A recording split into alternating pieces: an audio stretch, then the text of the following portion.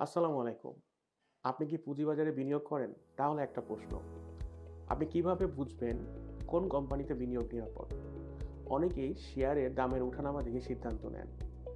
কিন্তু একজন সচেতন বিনিয়োগকারী আগে দেখে একটি কোম্পানির আর্থিক ভিত্তি কতটা শক্ত। আজ আমরা জানব সেই আর্থিক ভিত্তির দুটো মূল ভিত্তি। একটি হলো কারেন্ট অ্যাসেট এবং আরেকটি কারেন্ট লায়াবিলিটিস। আমি Mohammad Adnan Ahmed, Bangladesh institute of capital মার্কেটের ই-লার্নিং প্রোগ্রামে আপনাকে স্বাগতম। প্রথমে আমরা শিখব কারেন্ট অ্যাসেট কি।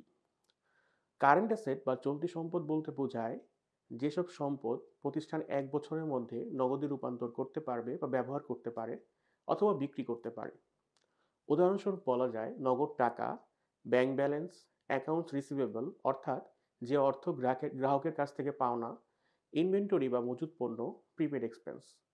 অর্থাৎ এই সম্পদগুলো প্রতিষ্ঠান তার ব্যবসায়ের দৈনন্দিন কার্যক্রমে ব্যবহার করতে পারে। চলতি সম্পদগুলো আমরা সাধারণত কোম্পানির ব্যালেন্স শিটে দেখতে পাই। এরপর আমরা দেখব চলতি দায় কাকে বলে। চলতি দায় বা কারেন্ট লায়াবিলিটিস হচ্ছে সেই সমস্ত দায় যে সকল দায় বা পাওনা প্রতিষ্ঠানকে আগামী 1 বছরের মধ্যে পরিশোধ করতে হবে।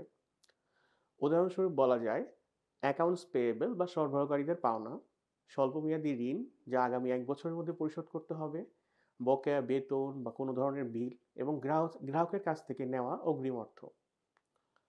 সংক্ষেপে এসব দায় দ্রুত পরিশোধ করতে হয় বলে ব্যবসায় তারল্য বা লিকুইডিটির জন্য এই কারেন্ট অ্যাসেট এবং কারেন্ট লায়াবিলিটিস বোঝা আমাদের জন্য খুবই গুরুত্বপূর্ণ।